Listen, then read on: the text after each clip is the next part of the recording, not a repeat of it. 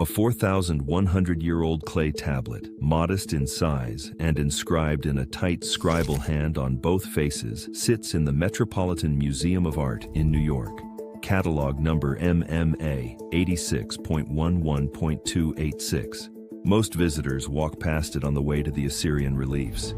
They know it, if they recognize it at all, as a funerary text, one of dozens of Mesopotamian documents that concern the rites and prayers associated with death. But MMA 86.11.286 is not a prayer book.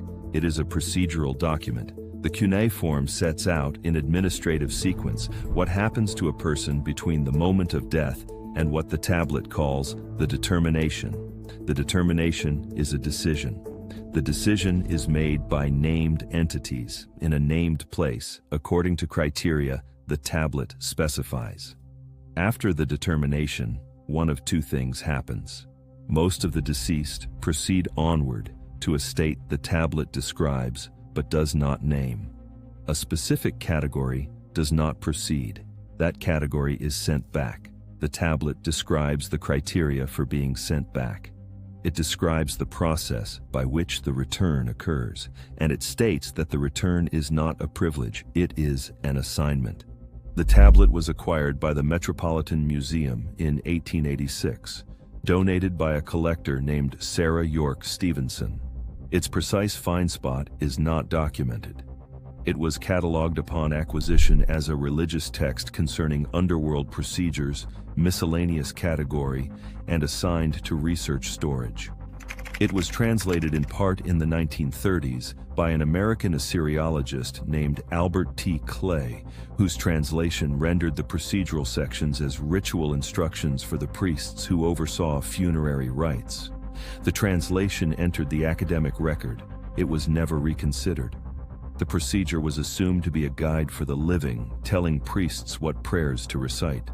The possibility that the document was a description of what actually happens to the deceased, rather than a script for the rituals that accompany their death, was not seriously considered. Dr. Margaret Ainsworth at the Oriental Institute of the University of Chicago accessed digital images of MMA 86.11.286 in 2022 during a project on Sumerian procedural vocabulary. The grammatical forms on the tablet were her initial interest. Ainsworth noted that the verbs used throughout the procedural sections were not the verbs used in ritual or instructional texts. They were the verbs used in legal and administrative documents to describe processes that the document was reporting on, rather than prescribing. The text did not say the priests must do these things. It said these things happen. The grammatical mood was descriptive, not instructive.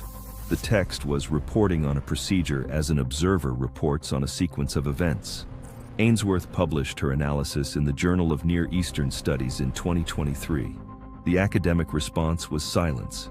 No rebuttal, no follow-up study, no engagement with the descriptive reading. The paper exists, the procedure exists in the published record. To understand what Ainsworth found, it helps to read the procedure as the tablet sets it out. The procedure begins at the moment of death. The tablet states that at the moment of death, the deceased becomes aware of being separate from the body. The awareness is described as occurring within a brief interval, a period the tablet measures in the time it takes for warmth to leave the hands. The deceased is not immediately taken anywhere.